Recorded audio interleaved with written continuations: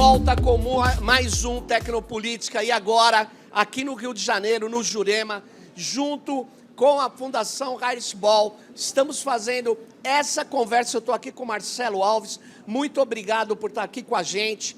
E nós vamos discutir um tema muito importante, que é a relação entre a política que está acontecendo hoje e a tecnologia. Nós vamos discutir a relação entre a extrema-direita e a questão tecnológica. Mas, para falar sobre isso, nós estamos aqui com uma pessoa que estuda isso, né? E que o Marcelo é professor da PUC, do Rio de Janeiro, e ele é também do Democracia em Cheque, né? E está acostumado a fazer análises sobre a presença desses movimentos extremistas nas redes e pelas redes digitais. Então, eu queria começar com uma questão, Marcelo. E a questão é a seguinte: no dia 8 de janeiro, né, de 2023, um grupo de extremistas bastante numerosos, que estavam na frente de quartéis. Lá em Brasília, eles marcharam em direção à Praça dos Três Poderes e fizeram uma tentativa de tomada dos palácios, né, da Casa Legislativa, do Poder Judiciário e também do Palácio do Planalto, residência oficial do Poder Executivo. E eles fizeram isso, quebraram, depredaram, mas aquilo, e eu quero começar com isso, Marcelo, aquilo era uma senha, aquilo era uma jogada para iniciar um golpe no Brasil. E logo em seguida eles começaram a apagar essas imagens. E vários grupos, como o que você coordena, têm a memória disso, né? A ideia que eles tinham, essas forças de extrema-direita, é apagar o passado e eliminar as imagens. Muitas delas são elucidativas do que são esses movimentos. E eu queria, então, perguntar, Marcelo, qual é a importância, eu queria que você esclarecesse a importância desse trabalho de pesquisa nas redes digitais que os acadêmicos estão fazendo, para garantir a democracia. Dizer que é um prazer enorme estar aqui, poder participar do Tecnopolítica. Eu sou um ouvinte assiduíssimo do podcast. Tem um livro ali, vou pedir depois o autógrafo. Principalmente para a gente poder debater esse tema que é tão relevante num contexto que a gente está hoje. Eu acho que tentar compreender o fenômeno político no Brasil, ele passa particularmente por uma análise sociopolítica e sociotécnica do momento, porque a gente não pode compreender o 8 de janeiro e a extrema-direita no Brasil sem compreender o papel das plataformas digitais. E eu não digo isso somente de uma forma instrumental. As plataformas foram usadas pela extrema-direita enquanto um processo organizativo. Não, elas influenciam de forma muito direta em todos os processos que derivam desse movimento de extrema-direita que atravessa todos nós de forma muito intensa. Então, quando a gente pensa no 8 de janeiro, a gente pensa num processo que ele foi completamente organizado pelas plataformas digitais, ao nível, inclusive, do financiamento. Então, a gente tem todo o processo dos acampamentos sendo organizados em Brasília, mas também em todos os municípios no país. Esses acampamentos, eles tinham tendas de podcast transmitindo em tempo real programas. E esses programas eram monetizados. Então, tinha uma lógica ali sociotécnica muito importante na organização, no financiamento, na logística da extrema-direita, que ela passa pelas plataformas digitais. E aí, quando a gente assistiu o 8 de janeiro, tinha um momento muito importante que era as live streams, as pessoas se gravando, se transmitindo em tempo real, fazendo as barbaridades, né? Você imagina que quando a pessoa está cometendo um crime, ela vai se afastar da câmera, né? Claro. Então, a dinâmica, o dispositivo da vigilância, naquele momento, ela convidava um espetáculo, que ele era um espetáculo construído e performado em direção à câmera. E a gente viu as pessoas se gravando, se registrando ali, destruindo, invadindo o palácio. Só que acontece que com a responsabilização que ela veio já na noite do 8 de janeiro, no momento ali que é decretada a intervenção federal, aqueles vídeos, aquelas imagens que foram divulgadas no Instagram, no YouTube, pelas próprias pessoas, começaram rapidamente a serem apagadas. Então, no 9 de janeiro, no dia seguinte, a gente começou a fazer um levantamento e no dia seguinte a gente percebeu que 20% dos vídeos sumiram. Sumiram. As pessoas se gravaram... Ou seja, eles estão eliminando provas contra os próprios atos, né? As pessoas estão eliminando provas. E Sim. A ação ali é muito difusa, porque a plataforma também remove, o STF, o Supremo Justiça, ela pede remoção também, e as pessoas também removem esse conteúdo de forma voluntária. Então, a gente tinha uma preocupação muito grande com a memória, né? Se é um fenômeno absolutamente co-constituído, influenciado pelas plataformas digitais, quem é o guardião dessa memória? Quando a gente estuda o 64, o golpe de 64, a gente estuda a partir da imprensa, da cobertura jornalística, mas os fenômenos políticos hoje eles mudaram tanto que a gente precisa estudar também pelas plataformas digitais. Senão a gente perde uma dimensão de todo o discurso que foi organizado internamente pelo movimento. Então, a gente começou a organizar no Democracia em Cheque o acervo do 8 de janeiro, que é uma iniciativa para que a gente conseguisse organizar todo o nosso banco de dados, toda a estratégia que a gente montou junto com o TSE, com o STF, de criar relatório e inteligência sobre aquele processo e tentar preservar a memória sobre o 8 de janeiro. Imagina você, Sérgio, que você está lá fazendo uma orientação, vem um aluno de mestrado e doutorado para estudar com você e quer, eu quero estudar o 8 de janeiro hoje. Você vai dizer, beleza, vamos estudar pelas plataformas digitais, você começa a coletar dados no YouTube. Eu vou te dizer que metade daqueles vídeos já foi apagado. Entendo. Então, os rastros de pesquisa, aqueles dados mais primários para que a gente possa fazer nossos estudos, eles já não estão mais no YouTube, no Instagram. Eles foram removidos. Então, essa característica da efemeralidade e essa característica da guarda difusa desses dados, ela põe em debate a memória, né? Quem tem a relevância, a guarda sobre a memória. Então, a gente construiu o acervo para que a gente pudesse organizar, anotar, curar e permitir com que redes de pesquisadores do Brasil inteiro também se debruçassem sobre esse material hoje, nas próximas décadas, para que a gente conseguisse preservar os vídeos, as imagens das pessoas que atacaram o que você está falando, além disso, tem uma outra dimensão também que eu fico pensando, né? É preciso tratar isso com muito cuidado, né? Por ser digital, ele pode desaparecer com muita facilidade, né? Por que pode desaparecer? Porque se você não tem backup, não tem cópia, né? Se alguém se acaba, por exemplo, aquele servidor e tal, você perde uma história, né? Porque ela não é que nem o papel, ela não fica numa biblioteca, não fica na casa das pessoas, ela simplesmente desaparece. Além do que você falou, tem esse outro fenômeno. Mas você estava falando das redes e eu temo que tenha uma questão assim que todo mundo acaba caindo nela. Que questão é essa, Marcelo? É o seguinte: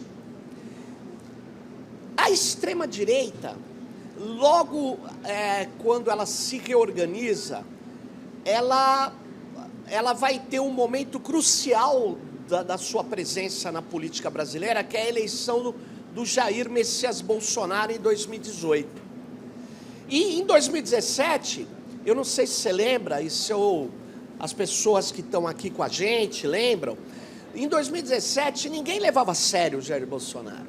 A gente falava assim, ele chegou no teto, não sei se você lembra, 10% chegou no teto, e ele foi indo, avançando. E depois, um cara como ele, que tinha 10 segundos ou menos na televisão, que não tinha nenhum palanque com candidatos pesados ao governo, e que não tinha uma coligação de partidos, porque o partido dele, não sei se vocês lembram, tinha um deputado, aquele que ele se lançou. De repente, ele vai para o primeiro turno liderando.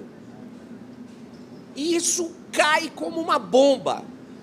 E a grande pergunta é, como que a extrema-direita se reorganizou? É possível dizer que ela se reorganizou por redes digitais online, pelas plataformas online? Sem dúvida. Eu imagino, eu vejo de duas formas. Existe uma dimensão de uma arquitetura de comunicação digital que ela realmente foi organizadora e organizativa da extrema-direita no Brasil. Ela facilitou e ela foi instrumentalizada para fins de propagar a comunicação de extrema-direita. Tem essa dimensão. E tem uma outra dimensão que é o pós-2018. Então, o que aconteceu ali em 2018? A gente vinha com um momento absolutamente de colapso institucional, em que Lula não pôde concorrer porque estava preso e teve sua chapa cassada.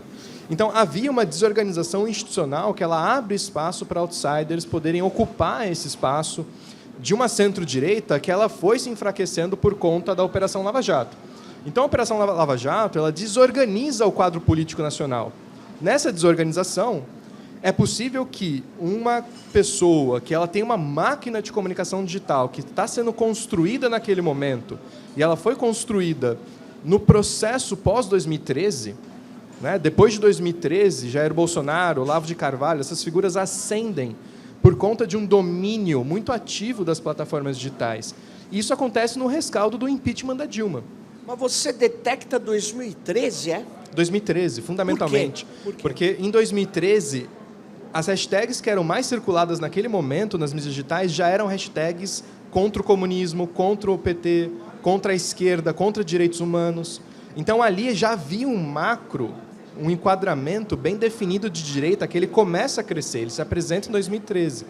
E ele se espalha no impeachment da Dilma, porque é no impeachment que são formadas as novas lideranças. Então, ali se constrói MBL, se constrói Movimento em Direita Brasil, Vem Pra Rua, uma série de movimentos que lançam lideranças revoltadas online, que elas vão entrar no parlamento em 2018. Então, em 2018, ocorre uma captura de um espaço de desorganização política a partir das plataformas digitais e que começa a construir um movimento organizado politicamente. E hoje, esse movimento ele não é só redes, ele é redes digitais junto com uma organização política que ela cresceu em 2018 e em 2022, porque essas pessoas estão no parlamento, estão no Congresso. Então, na inserção de um movimento que ele surge na internet e ele vai para uma dinâmica institucional, ele ganha forças que são conflitantes. Ele tem uma lógica organizativa do partido e tem uma lógica organizativa da rede, que elas não necessariamente estão apontando para a mesma direção. Você acha que o partido político para a extrema-direita é relevante? Eu acho que o partido político para a extrema-direita ele é parasitado, como diz o Marcos Entendi. Nobre. Ele, de alguma forma, é uma lógica organizativa que ela está em conflito com a dinâmica de rede.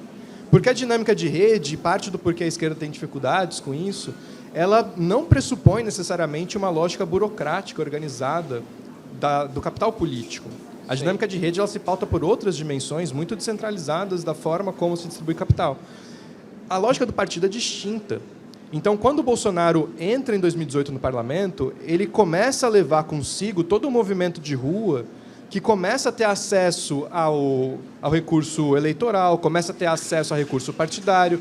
E esse acesso faz com que novas lideranças elas entrem por conta desse recurso, que passa a ser formativo também das juventudes de direita, que passam a lançar influenciadores, que passam a criar todo um mecanismo de comunicação bancado por dinheiro público.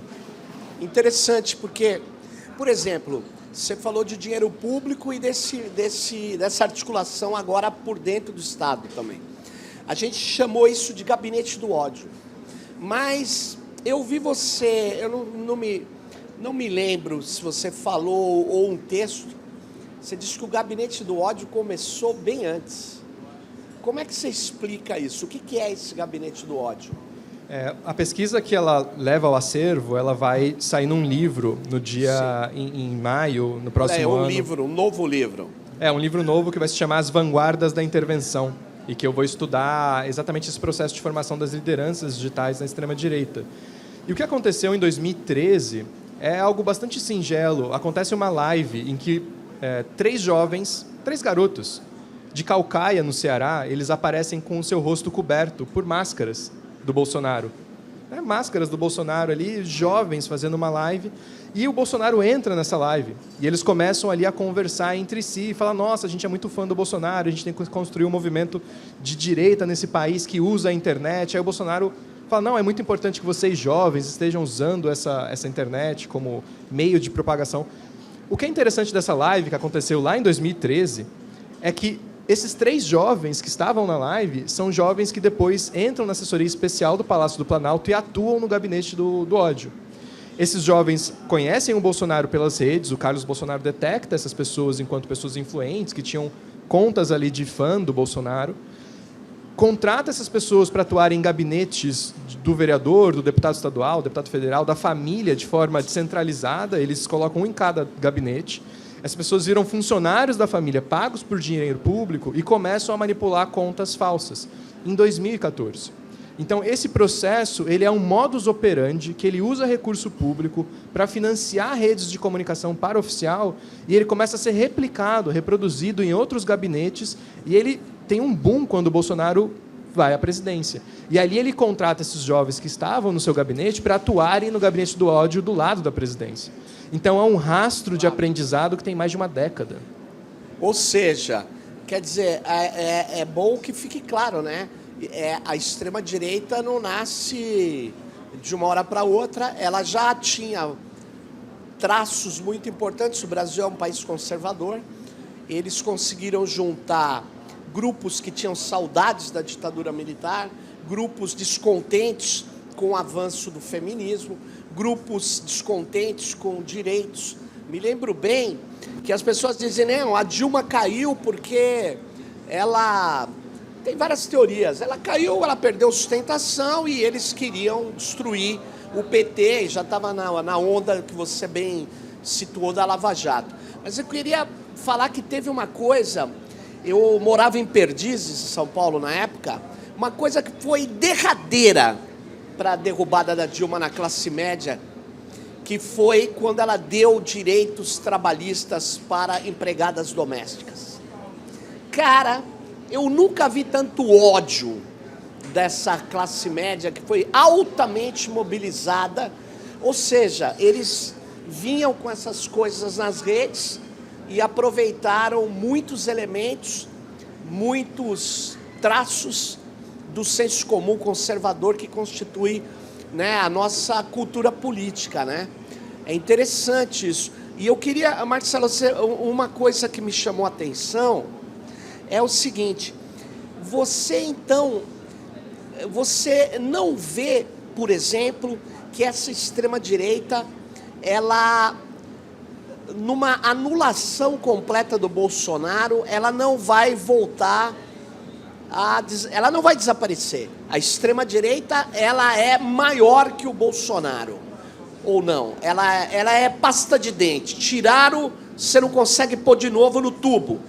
É isso, você startou a situação.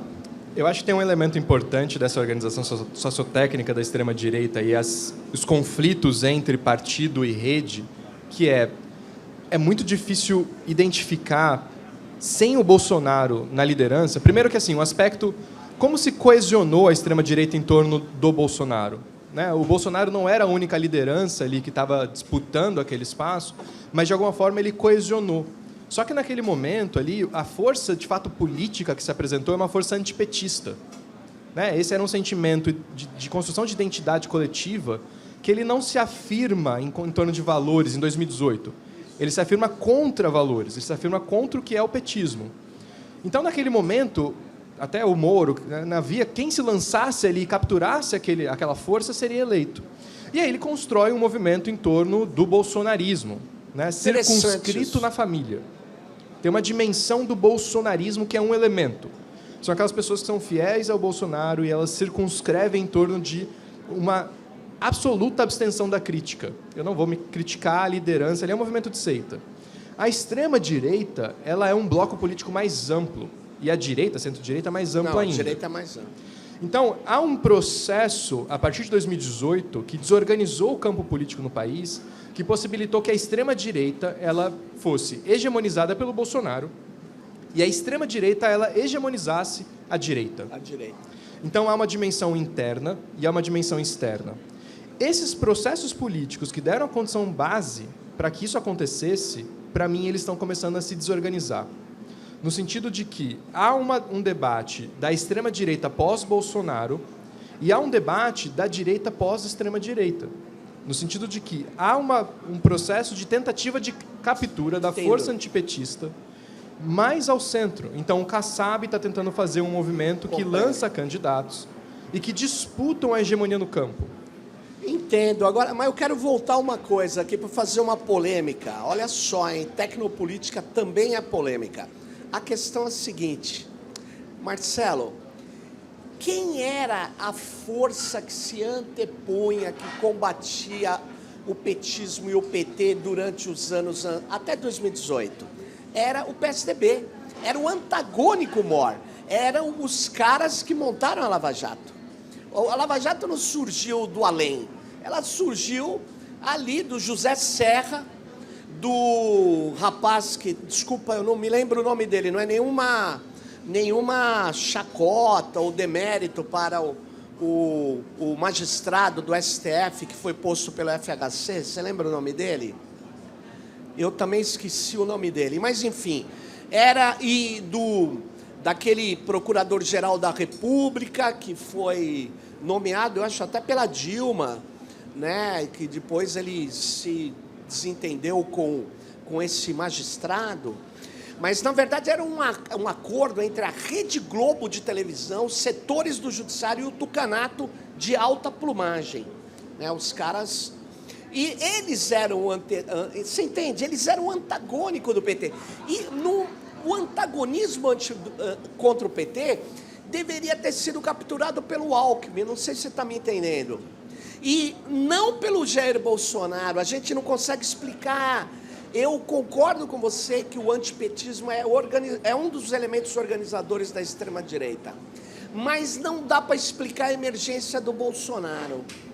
O que você acha disso? Mas ali, a chave para a explicação é a Operação Lava Jato.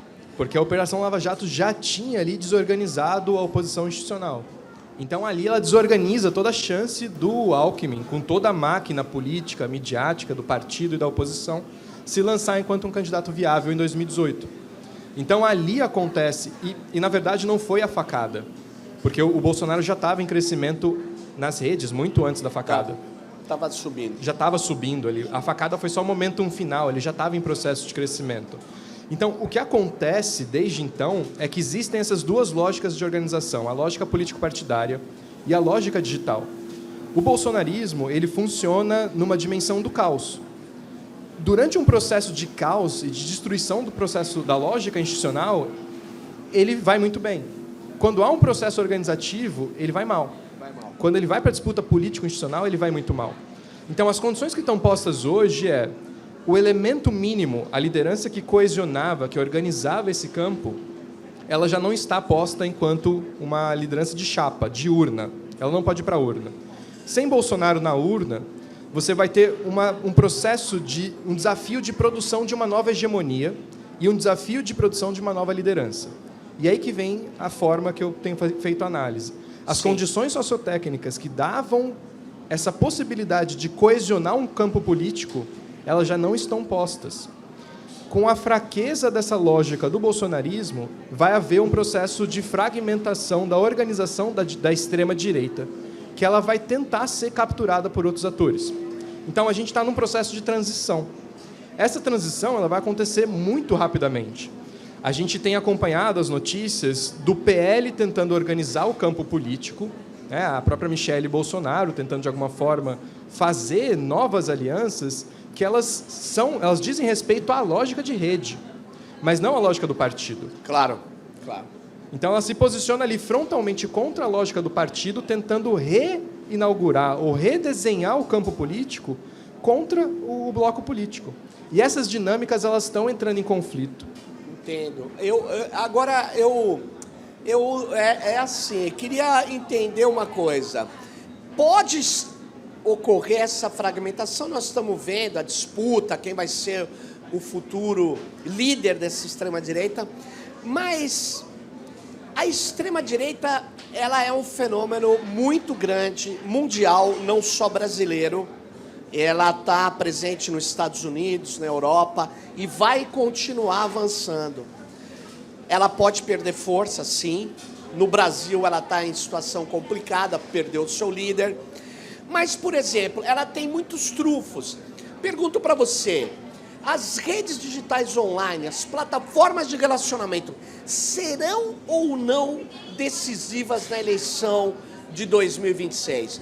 Continuarão decisivas ou não? O que você acha disso? Elas perderam força ou não? Porque se elas não perderam força, a dúvida é o seguinte: como os magnatas oligarcas das plataformas digitais vão atuar diante das eleições? Porque alguns pesquisadores, colegas, dizem que não, eles vão atuar para ganhar dinheiro. Eu não acredito nisso. Eu queria dizer que a minha hipótese é que eles vão atuar. Dinheiro eles já têm. Eles querem o poder político. Eles querem o poder político.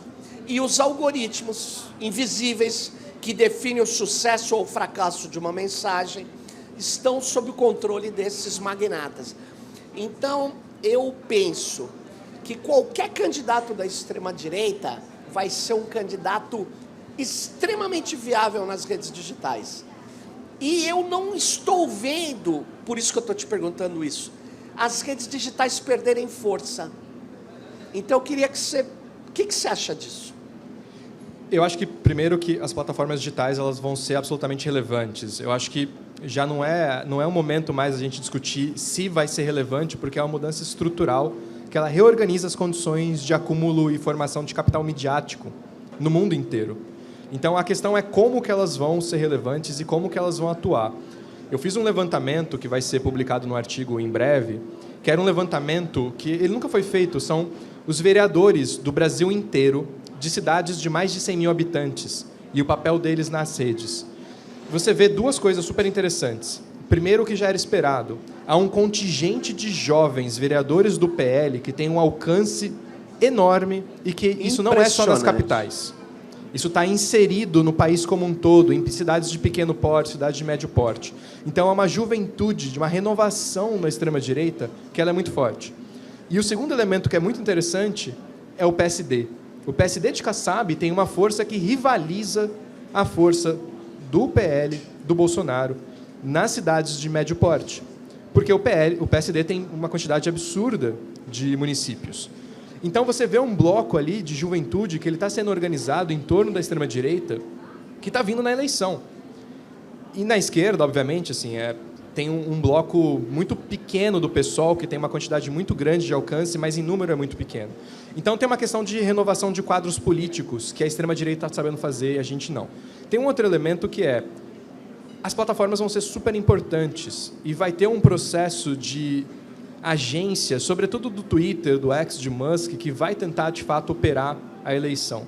Mas tem uma dimensão que se isso foi uma força muito grande da extrema-direita, isso provavelmente vai ser uma fraqueza na próxima eleição. Por que isso pode ser uma fraqueza? Porque se não houver uma coesão de quadros, um bloco político que ele vai junto para as urnas, esse bloco ele vai começar a disputar capital político abertamente. Ou seja, eles vão lavar a roupa suja abertamente. Isso já está acontecendo. Sim. Isso vai acontecer de forma mais acelerada. Então, pode ser que essa máquina ela tenha uma clivagem no meio e ela se volte uns contra os outros. Então, só para dar um exemplo, tem um influenciador muito famoso de extrema-direita, que está lá radicado nos Estados Unidos, que disse, se a chapa não for assim, a gente vai trabalhar contra essa chapa. A gente vai botar toda essa máquina de comunicação contra essa chapa. E isso está dado enquanto ameaça, e isso está dado enquanto processo político-comunicacional. Então, eu acho que existem oportunidades muito interessantes do cenário que as peças estão sendo rearranjadas. E a gente precisa ver como isso vai se dar até março e até o lançamento das candidaturas. Você está acreditando que a fragmentação vai criar um problema grave para a extrema-direita? É um cenário. Tomara, como dizem, tomara. Mas eu queria, antes de abrir para as pessoas fazerem perguntas, colocações, mas eu queria saber como você caracteriza esse movimento de extrema-direita no Brasil, que tem muita similaridade com movimentos nos Estados Unidos, na Europa, na Ásia. Como que você caracteriza? Porque tem pesquisadoras e pesquisadores amigos que caracterizam esse movimento como populismo de direita. O próprio Steve Bannon, uma das lideranças desse movimento, se autoproclama populista de direita. Outros dizem que não, é apenas um movimento reacionário, conservador reacionário. E outros dizem que é um movimento neofascista. Então, as consequências das três caracterizações, elas são bastante diferentes. Então, eu queria saber como que você caracteriza esse movimento de extrema-direita. Ótima pergunta. Bom, eu escrevi um capítulo no livro sobre isso. Assim, eu tenho problemas com a definição que ela se pauta em torno do populismo, particularmente no cenário brasileiro. Eu acho que existem elementos de uma retórica populista na comunicação. Isso está posto. Mas existem outros elementos da cultura política nacional que elas explicam mais o fenômeno brasileiro do que a lógica transnacional da extrema-direita. É claro que ela está inserida numa lógica global, mas no caso brasileiro existem elementos de uma continuidade do militarismo, da atuação político-partidária das Forças Armadas, que esse elemento ele simplesmente não está presente quando a gente analisa comparativamente outros casos da extrema-direita nacional. Então, quando a gente vê a própria liderança desse movimento, que é um ex-capitão, expulso do Exército, mas que tem uma raiz militar, né, que está vinculado ao Ternuma, né, a Tortura Nunca Mais, os movimentos mais de extrema-direita reacionários desse país, vinculados ao autoritarismo, eu caracterizo enquanto um movimento de extrema-direita, que ele vai mais uma dimensão neofascista, mas pautada por uma cepa brasileira.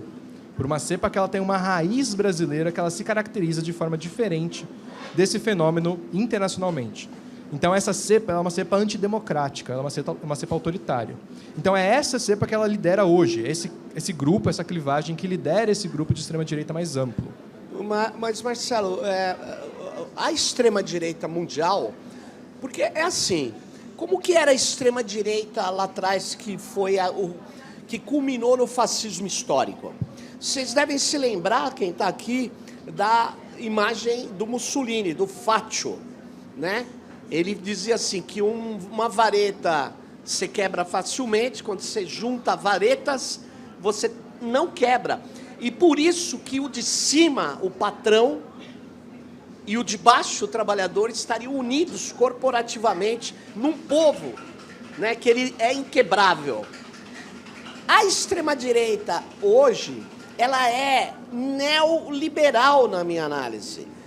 E ela recebeu muito apoio, muita grana, principalmente um deslocamento dos Estados Unidos, porque a grande maioria dos neoliberais norte-americanos romperam com a democracia. A democracia é um entrave, ela impede a liberdade. Liberdade no sentido norte-americano, libertário.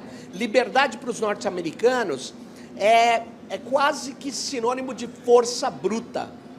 A liberdade assim, eu sou poderoso e eu aplico o meu poder. Quem impede de eu aplicar o meu poder está tolhendo a minha liberdade. A nossa liberdade é democrática, o quantum de liberdade de cada um, ela é equivalente. Então,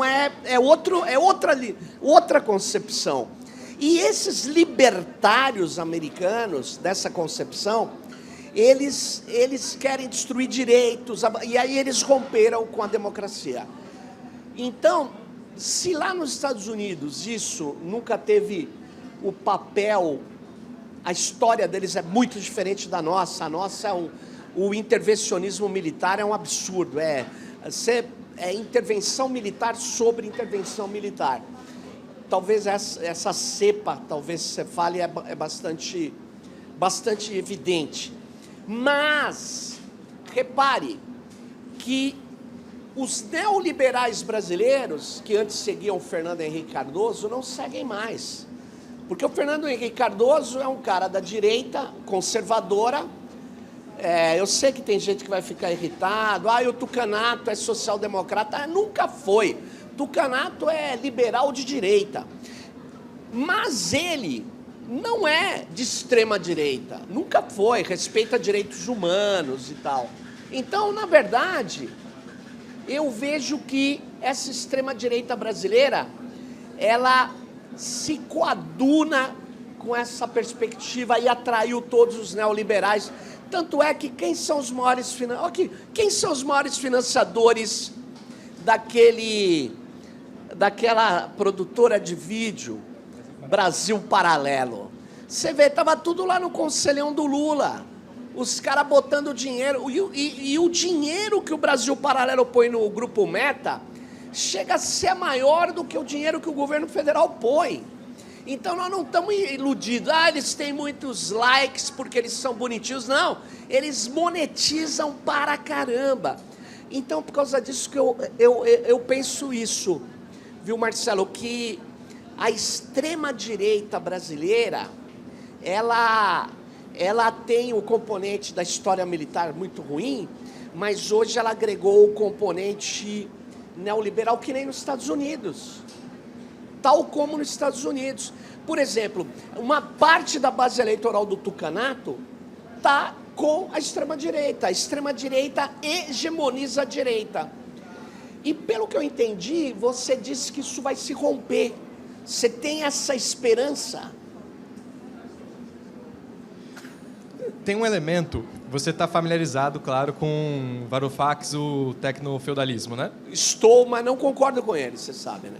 Mas ele lança o livro, um conceito tecnofeudalismo, e aí eu acho super interessante que quem foi que se apropriou desse conceito e disse que ele está lançando um termo, um movimento contra o tecnofeudalismo? O Steve Bannon. O Steve Bannon, ele está produzindo uma série de vídeos, de podcasts, que chamam tecnofeudalismo. E o Bannon diz, impressionante isso. Eu cunhei o conceito tecnofeudalismo porque a gente precisa se organizar contra as Big Techs, porque elas são contra a soberania do povo americano, do povo estadunidense. Então, há uma clivagem que ela foi criada a partir da saída do Elon Musk do governo, que o movimento MAGA, ou parte do movimento MAGA, ele está se insurgindo contra as Big Techs. E o Steve Bannon é o capitão desse movimento. Ele está organizando todo um ataque às Big Techs via Estados Unidos. Não, é interessante, mas isso reforça a minha tese.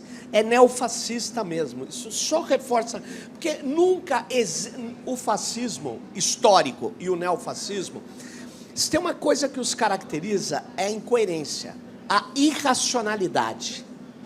Né? E o ataque à racionalidade, não é só a irracionalidade, é destruir, por exemplo, o debate nosso. Você fala um negócio, aí você... Eu não vou distorcer o fato que você está falando. Eles não têm... talvez a maior expressão da irracionalidade seja no campo dos valores, e não nesse campo, mas também. Por exemplo, o Bannon pode atacar as Big Techs e as Big Techs podem ser neofascistas. Não tem nenhum problema. Não tem nenhum problema. Agora, você pega o Milo Yiannopoulos, que eu acho que as pessoas talvez conheçam. Ele é um imigrante, eu sei que é imigrante que vem da Europa, um britânico, um imigrante britânico que mora nos Estados Unidos, caiu em desgraça porque eles vivem se matando, mas até ele cair em desgraça, ele era um grande linha de frente do Trump em 2016.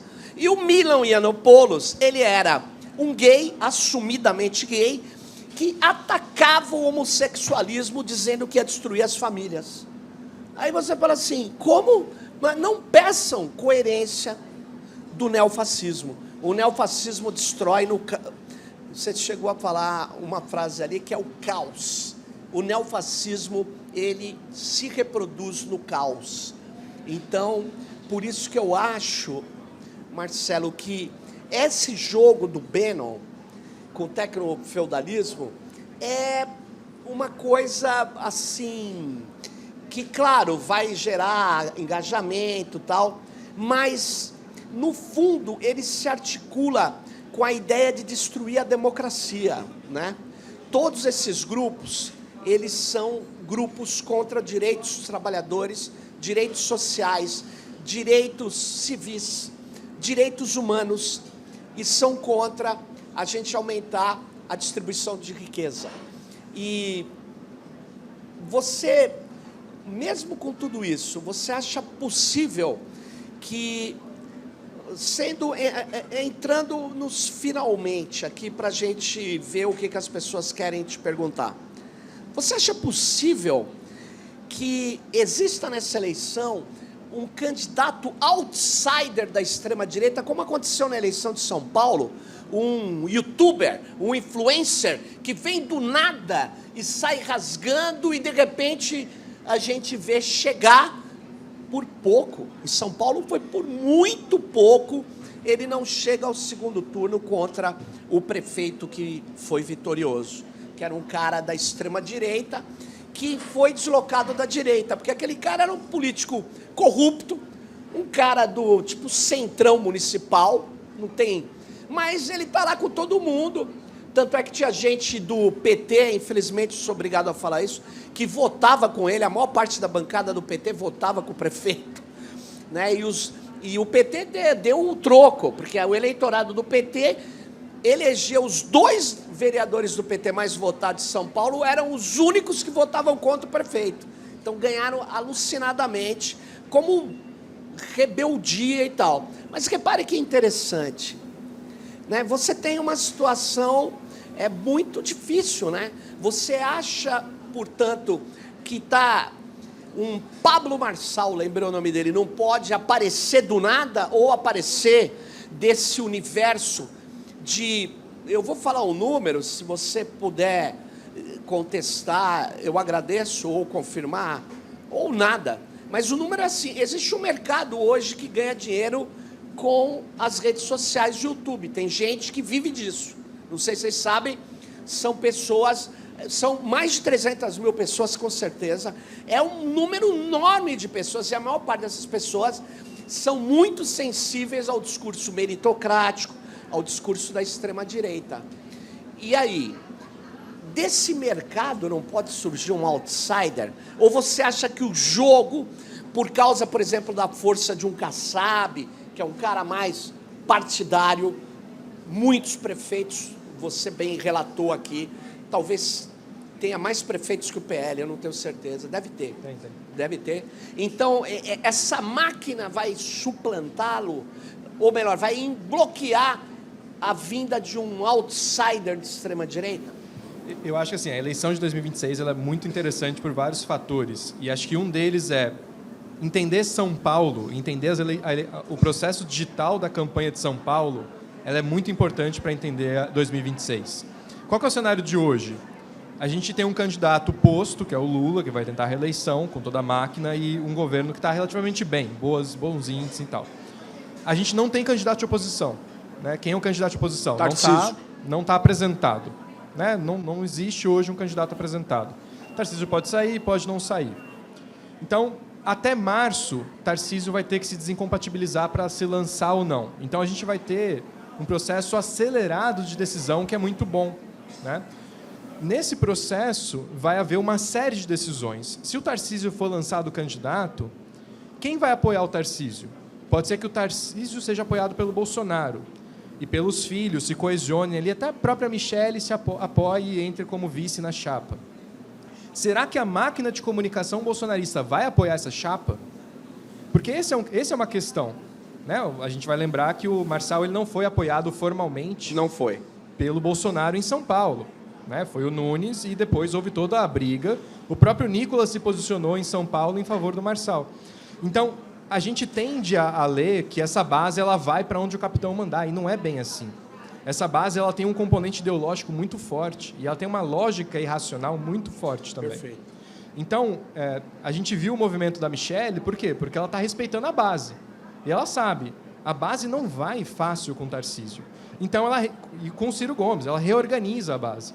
Então, isso tem uma condição de imprevisibilidade que pode surgir um nome com força de capital digital muito grande, que vai entrar, vai rivalizar e vai tentar mobilizar essa base, porque ele se alinha ideologicamente a essa base.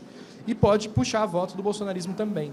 Então, por isso que eu digo que é um processo de transição, de muita incerteza, e que os votos estão aí para serem disputados. Muito legal. E por isso que pode haver um processo fraticida dessa base se voltar contra si mesma.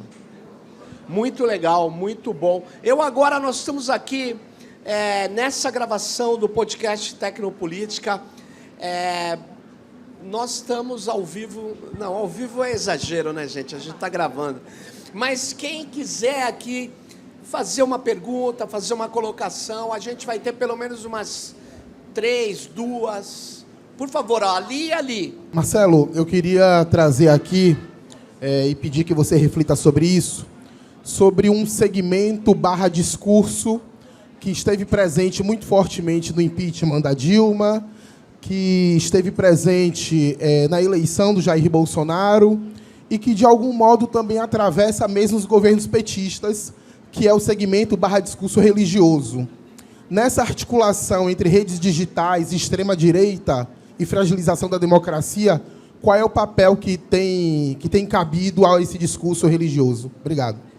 Muito bem. Eu acho que a gente vai responder um a um, você responde curtinho, porque senão fica muita coisa. Vai lá, vai lá. Eu acho assim, o segmento religioso, e particularmente diferentes segmentos evangélicos, são os mais, para mim, incertos. E que eu tenho uma leitura... Incertos? Incertos, de para onde vão para essa eleição. Porque houve, de fato, um processo do próprio Lula de tentar reapatriar, retrazer esse pessoal de volta para o centro. A gente viu o Tony de Paula. Quem imaginaria o Tony de Paula, com todos os casos que aconteceram aqui no Rio de Janeiro, inclusive. Então, assim, eu acho que existe uma inclinação de parte desse segmento, talvez migrar de volta para um debate ali de centro-esquerda mais progressista. E outra parte que certamente vai apoiar hostes de liderança, sobretudo a partir do comando de Michele Bolsonaro. Então, isso também vai estar apontando, acho que, para caminhos diversos. E a gente precisa estar atento para onde que esses caminhos vão seguir. Muito legal, muito legal. Temão esse, hein? Temão. Oi, eu sou a Bia Martins, sou pesquisadora e professora. Pelo lugar, queria parabenizar o evento Obrigado. E sugerir que venha mais vezes gravar no Rio. Tá? Na verdade, o companheiro ali que fez a primeira pergunta, eu também ia nessa linha do religioso, mas então eu vou complementar assim, com a pauta de costumes, né? Porque a gente vê que a religião ela tem sido manipulada, né? E para conseguir assim, muito ir num discurso do antiprogressismo, né? Através de uma pauta de costumes bastante distorcida, como foi o caso da mamadeira de piroca, que a gente viu na eleição que Bolsonaro foi eleito, e que coisas como essas provavelmente se repetirão. Então, eu queria ver se você chegou a abordar esse tema, o que você pensa. Vai lá. Olhando para a próxima eleição, assim, eu apostaria que vai ter um enfraquecimento dessa pauta enquanto pauta que organiza a base de extrema-direita e o bolsonarismo mais particularmente. Porque eu acho que tem uma outra pauta que concorre com essa. Digo, deputado, senador, sim, vai ter muita gente se lendo com essa pauta. Mas, nacionalmente, a pauta de segurança pública é que se apresenta. E eu imagino que ela vai se impor, porque ela mobiliza e ela traz um discurso da extrema-direita que está muito alinhado com o autoritarismo. Então, eu imagino que vai ter uma chave nessa linha. Muito bom. Vamos lá. Agora você. Nome? Boa noite, meu nome é Rudiaron Reis, eu sou da Justiça Global, uma das organizações parceiras da BOL aqui no Brasil. Você estava tratando dos grupos e dos rachas internos da extrema-direita, e aí eu até achei que o Paulo Vitor, né, ia falar deles agora, mas aí, nas últimas semanas, o MBL conseguiu efetivar o partido deles, o Missão, né? E o MBL está tratando, eu sou da comunicação, ele está tratando a comunicação deles com um apelo abertamente fascista. Tratando ali de galinhas verdes e tudo mais, assim, apelo direto ao fascismo japonês, na figura do Kim Kataguiri e tudo mais. E o Renan Santos, que é o líder do MBL, está colocado como pré-candidato à presidência pelo Missão. Você acredita que nesse momento de volta e de saída da figura do Bolsonaro e de volta do MBL ao centro, eles têm alguma chance real de se colocar nesse lugar de indecisão ali da direita e tomar essa frente novamente, que é um sonho deles desde 2013, lá quando a Folha de São Paulo fez propaganda para eles abertamente? E o que você acha da radicalidade de esquerda nesse momento também? Que acho que a gente não tratou assim, mas a gente tem um fenômeno aí do Jones Manuel, por exemplo, e de outras figuras que estão tentando se estabelecer com uma radicalidade de esquerda. Se você acha que nesse momento é o momento do embate com a puxada do PT ao centro, inclusive nesse momento agora com Jorge Messias e tudo mais, Simone Tebet, centro-direita, e a gente está sendo bonzinho com centro-direita, com figuras como o Quaquá, por exemplo. Muito bom. Essa pergunta é muito boa, assim.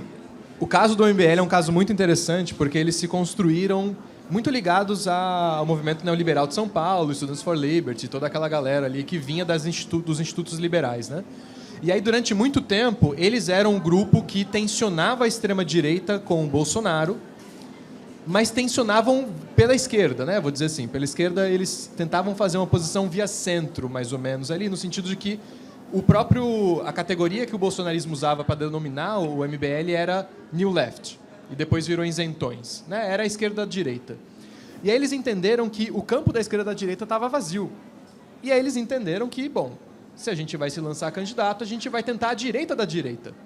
Então, eles claramente fizeram um movimento agora que ele vem com um discurso autoritário de segurança pública de capturar via um discurso mais radical que o bolsonarismo. E ele se traduz em segurança pública, ele se traduz numa pauta de valores. Então, eles vão com, talvez, o que seja a pauta mais radical e mais extremista dessa eleição. Eu acho que esse é um elemento muito importante, porque eu imagino que talvez eles acertem ali nesse eleitorado que a gente precisa ver, porque eu acho que o bolsonarismo, durante anos, foi construído uma percepção de não votar no MBL. E não sei se eles vão entender esse movimento enquanto um movimento só eleitoral e também vão continuar não votando, eles vão dizer, não, vamos dar uma chance para eles. Eu acho que a disputa não vai ser pelo radicalismo da esquerda, eu acho que isso não vai dar certo, porque é exatamente nesse tipo de campo e nesse tipo de batalha que eles vão triunfar. Eu acho que o caminho vai ser por ali, mas eu estou acompanhando de muito perto assim, o MBL e o Missão. Muito bem. Só pergunta fácil, hein, gente? Por favor. Graciela. Meu nome é Graciela Rodrigues, sou de uma entidade feminista, o Instituto Equity, e também da Rede Brasileira pela Integração dos Povos, que é uma rede que trabalha a política externa brasileira. Eu senti muita falta no debate do tema da política externa, da política internacional, da geopolítica internacional. Eu acho que é impossível pensar a direita brasileira. O Brasil sempre tem esse costume de olhar para dentro, é muito grande, né? Mas é impossível agora pensar sem olhar para o mundo, sem olhar, sobretudo, no caso da ultradireita, para essa lógica transnacional que foi mencionada num momento, mas eu acho que é muito importante pensar nisso, porque o fascismo, as big techs, é uma coisa só, e a violência também. Conter a população, que é, inclusive, quando você falou dos vereadores jovens, você disse eles sabem fazer a direita. Eu não diria que sabem, eles criaram nas big techs as políticas. É um processo longo de criação disso, a partir da lógica que serve à direita. Não é? Nós não podemos disputar isso, não temos como. Não é uma linguagem nossa, não dá para disputar ali. Tem que disputar com outra coisa. Então, eu acho, por exemplo, que isso é muito importante que se fale, porque a lógica fascista e de violência tem a ver com o genocídio, com a crueldade, com a política da morte que está se espalhando de guerra. É isso que eu acho que temos que também falar quando falamos de tecnopolítica. Mas é tão apertado que fica difícil, né? Mas, enfim, só porque me parece impossível não mencionar alguma coisa em torno disso. Vamos lá. Por favor, você quer... Eu acho que, assim, tinha uma análise até 2 meses atrás que até mesmo o próprio Eduardo Bolsonaro ele construiu um movimento em torno disso, que era, bom, o CEPAC, né, o Movimento de Conservadores Internacionais, vai se coesionar em torno do Bolsonaro e eles vão até a última consequência pela Lei Magnitsky e eles vão tensionar essa lógica. O próprio Trump tirou o pé disso. E a gente talvez não tenha dado crédito à chancelaria brasileira, que soube construir uma lógica de negociação que foi muito boa, né? Foi muito boa.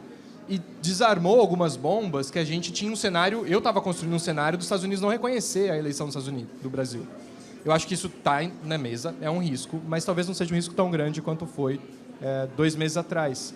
E aí a gente tem que ver que talvez a interferência ela venha de outras lógicas.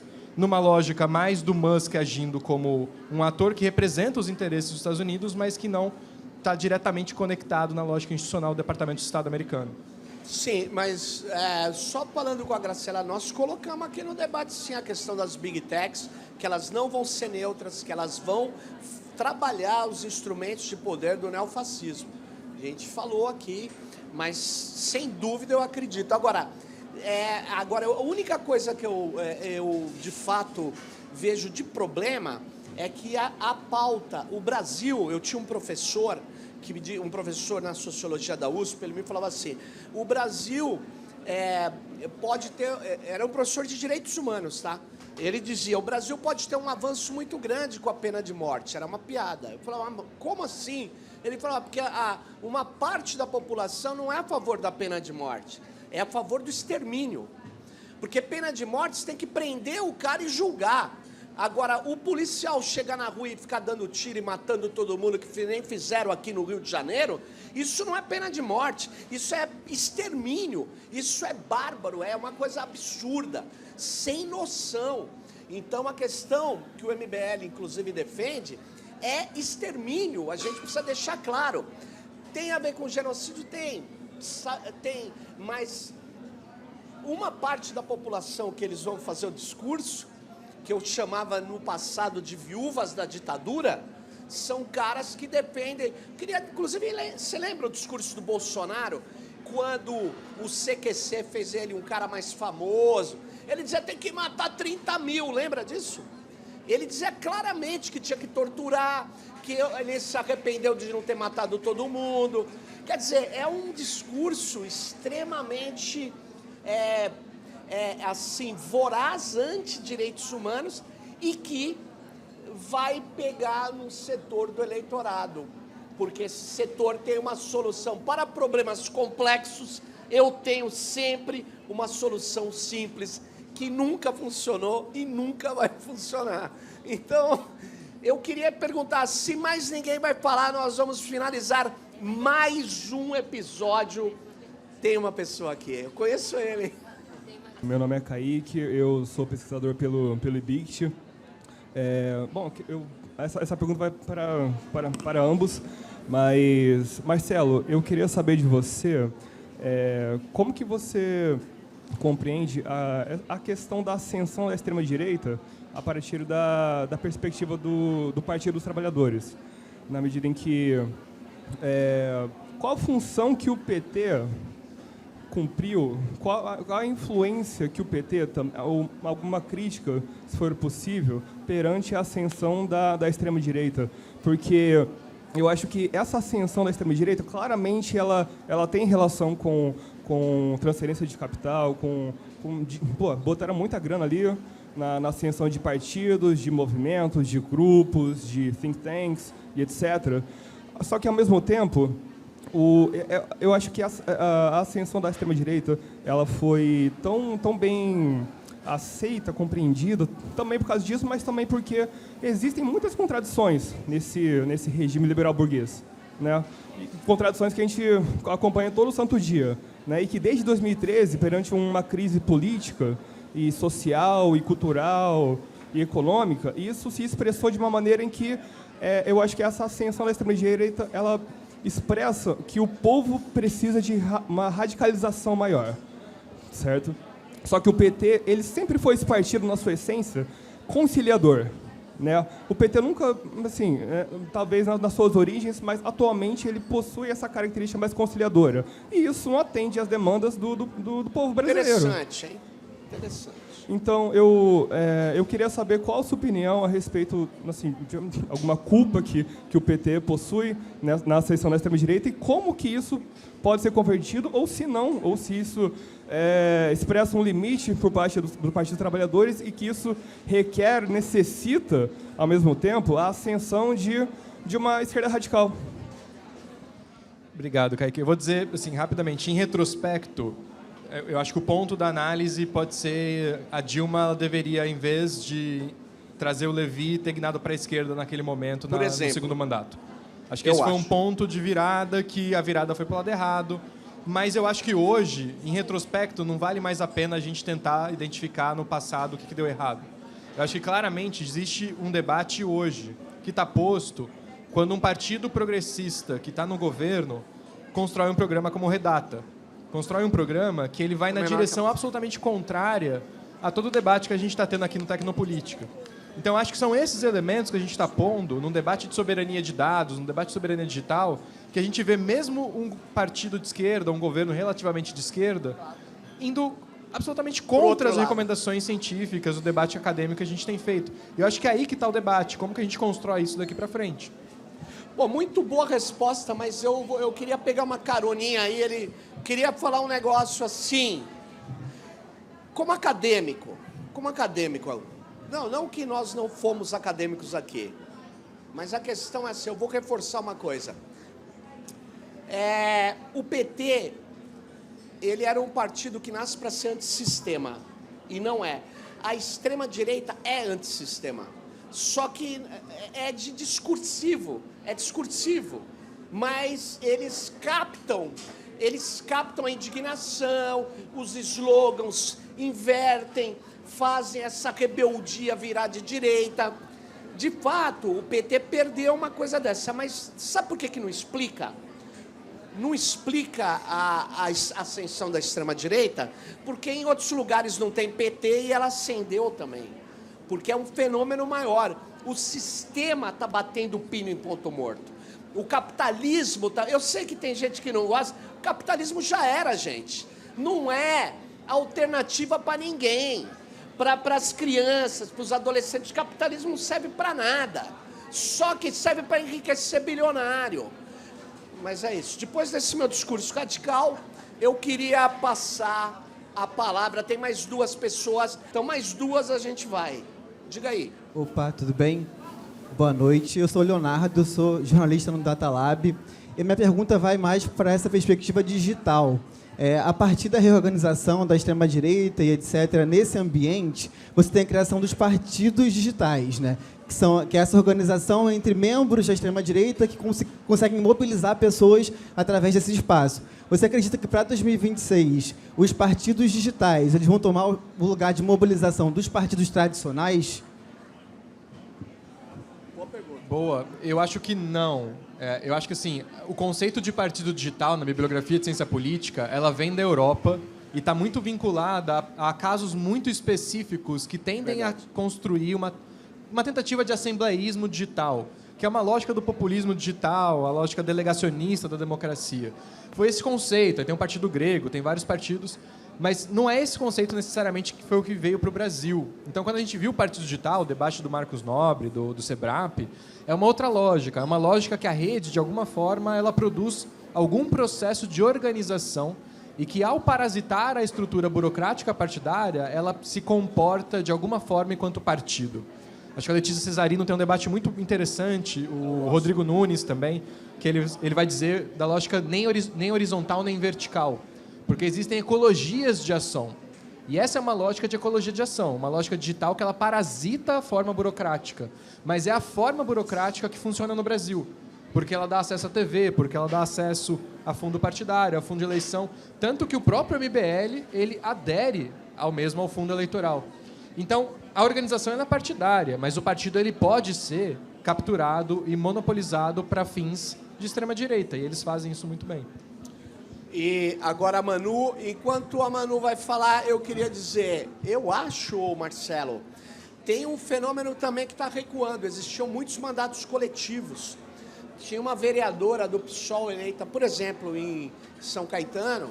O mandato ainda continua sendo popular, coletivo, mas assim, não é mais assim, nós vamos mudar a legislação para ter coletivos que se elegem. Está tendo um desgaste disso. O que está acontecendo, por exemplo, a bancada feminista em São Paulo, que foi eleita muito forte, ela vai ser reeleita, na minha opinião, mas não vai ser mais como bancada feminista, porque não pegou. Mas é só um complemento aí a esse debate. Por favor, Manu. É uma pergunta bem rápida, Marcelo. Então, a partir do trabalho do Democracia em Cheque, que faz essa leitura das redes, vê quais discursos que ganharam, vê o que viraliza, o que não viraliza, e como você já falou e como a gente sabe, os algoritmos favorecem muitos discursos de extrema-direita e que despertam os sentimentos, né? Pensando nas eleições no ano que vem, assim, o que o campo progressista, a partir de boas práticas que vocês viram, consegue fazer nas redes que dá certo, assim? O que a gente tem que investir em torno de disputa de narrativa ali nas redes para ecoar mais as nossas narrativas do campo progressista e democrático? Eu acho muito ruim, assim, que a pergunta é ótima, mas a gente está sempre repetindo, né, assim, o que a gente vai fazer para a próxima eleição, e aí parece que rede é como se fosse uma coisa desorganizada, que ela viraliza do nada, que ela é não profissional. E a gente, às vezes, não dá crédito suficiente pela organização que a direita faz e pelo profissionalismo que a direita tem. Né? A Cambridge Analytica veio no Brasil, vem indústrias, vem empresas. Né? Tem um relatório super interessante que é Os Arquitetos da Desinformação, que o Jonathan Ong produziu na Filipinas, que mostra assim, a organização burocrática dos caras para fazer campanha.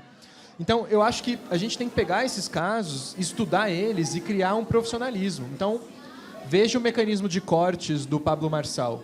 Aquilo lá é uma indústria, aquilo lá é uma arquitetura profissional, que ela está potencializada hoje, ela está muito maior hoje. Quando isso entrar, a gente não vai saber de onde veio. Vai ser uma porrada, a gente não vai ver de onde veio. E essa lógica, ela precisa estar acompanhando hoje os partidos e os candidatos de esquerda. É assim muito que a gente se prepara. Profissionalização, organização, entendendo as melhores práticas e as linguagens de rede. É assim que a coisa funciona. E não há bala mágica, não há bala mágica. O que tem é trabalho. E uma coisa que tem que combinar, assim, na minha visão, é trabalho de base. Trabalho de base é insubstituível. Eu sei que não está na moda, mas trabalho de base é insubstituível. Ir lá para a escola, organizar células, meter as células nas redes digitais, é insubstituível. Obrigado aí, Marcelo. E finalizamos mais um Tecnopolítica. Esse é o Tecnopolítica que fecha uma série de episódios esse ano. Fundação Ball conosco e muitos que ajudaram a construir esse podcast, e esse debate vai continuar. Fique ligado no próximo Tecnopolítica. Bye!